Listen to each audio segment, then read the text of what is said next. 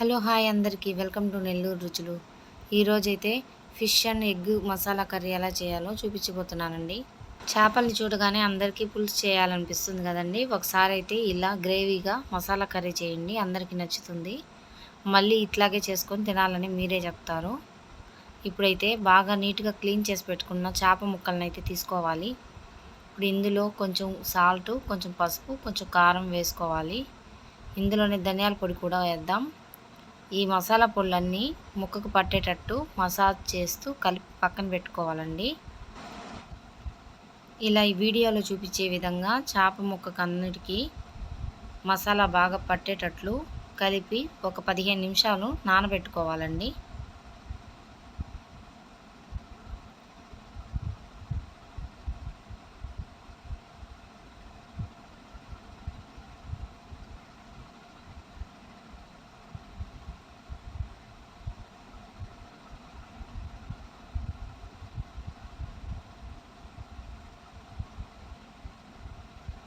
ఇప్పుడైతే మనం మసాలాని ఎలా చేయాలో చూద్దాం.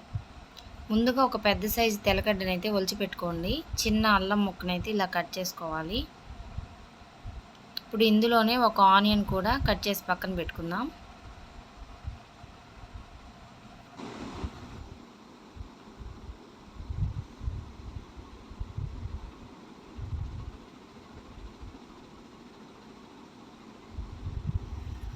ఇవన్నీ మిక్సీ జార్లో అయితే వేయాలి. నేను కొంచెం కొబ్బరి కూడా వేస్తున్నానండి, ఒక చిన్న ముక్క. కొబ్బరి వేయడం వల్ల మసాలాకి టేస్ట్ అనేది వస్తుంది. ఎండు కొబ్బరి అయినా వేసుకోవచ్చు, నేనైతే పచ్చి కొబ్బరి ముక్క అయితే వేస్తున్నాను. ఇప్పుడైతే ఒక టమాటా అయితే ఇందులోనే కట్ చేసి వేసుకుందాం.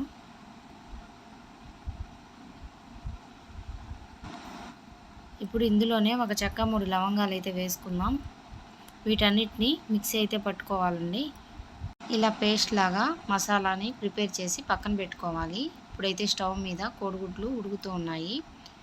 ఇప్పుడైతే కర్రీ కోసం 2 టమాటాలు, ఒక ఆనియన్ అయితే కట్ చేసి పక్కన పెట్టుకోవాలి. నేను 2 రెబ్బలు కరివేపాకు కూడా పెట్టుకున్నాను. ఇప్పుడు స్టవ్ వెలిగించి ప్యాన్ పెట్టి అందులో కొంచెం ఆయిల్ అయితే వేయాలి. ముందుగా మనం చేప ముక్కలను అయితే మ్యాగ్నేట్ చేసుకున్నాం కదండి, వాటినన్నిటిని అయితే ఫ్రై చేసుకోవాలి. ఇలా ఇవన్నీ ఈక్వల్గా పెట్టుకొని ఫ్రై అయితే చేసుకుందామండి. మంటనైతే హై ఫ్లేమ్లోనే పెట్టాలి, సిమ్లో పెట్టకూడదు. చేప ముక్కలన్నీ కంప్లీట్గా ఫ్రై అయ్యేంత వరకు గరిటైతే అసలు పెట్టకూడదండి. ఇలా ఫ్రై అయిన తర్వాత ఒకదాని తర్వాత ఒకటైతే ఇట్లాగా రివర్స్ చేసుకొని మరోవైపు కాల్చుకోవాలి.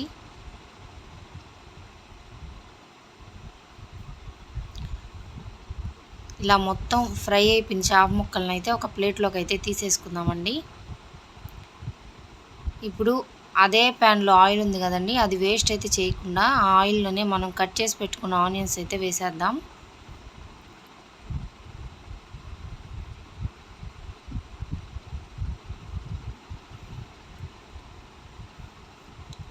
ఇలా ఆయిల్లో దోరగా వేగేంత వరకు ఫ్రై చేసుకోవాలండి. ఇప్పుడైతే 2 రెబ్బలు కరివేపాకు కూడా వేసేద్దాం.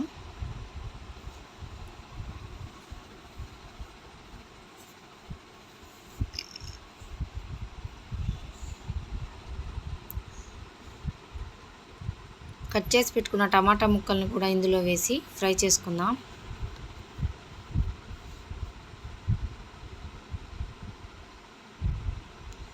ఒకసారి అంతా కలిపి కొంచెం టేస్ట్ తగిన సాల్ట్ వేయాలి.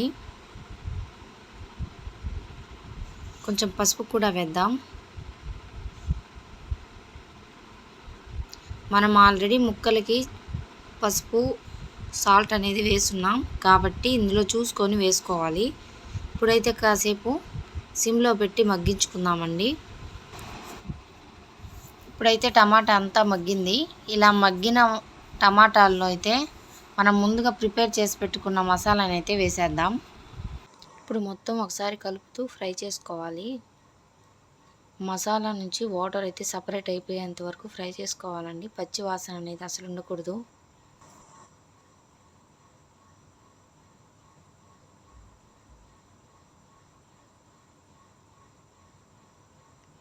ఇప్పుడైతే మూత అయితే పెట్టి మగ్గించుకుందామండి.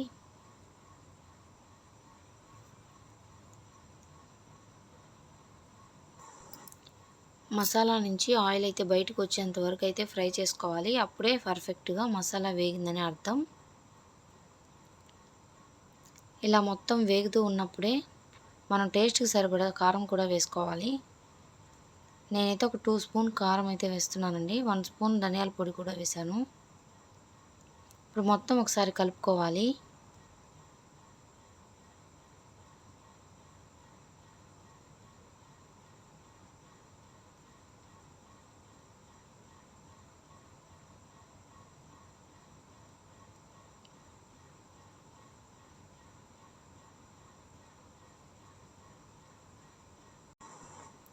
ఇలా ఆయిల్ అంతా పైకి వస్తూ ఉన్నప్పుడైతే మనం వాటర్ అయితే వేసేద్దాం. ఒక 2 గ్లాస్ వాటర్ అయితే వేసేస్తున్నానండి నేను.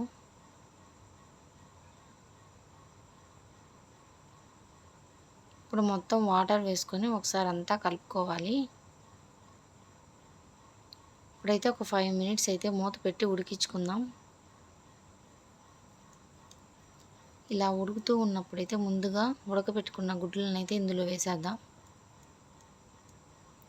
చేప ముక్కల్ని కూడా ఇందులో వేయాలి.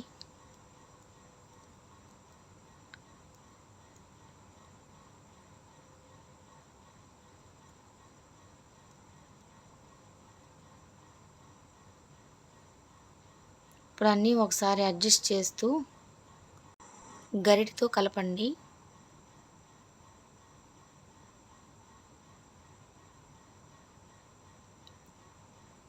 ముక్క మునిగేలా అయితే చూసుకోవాలి.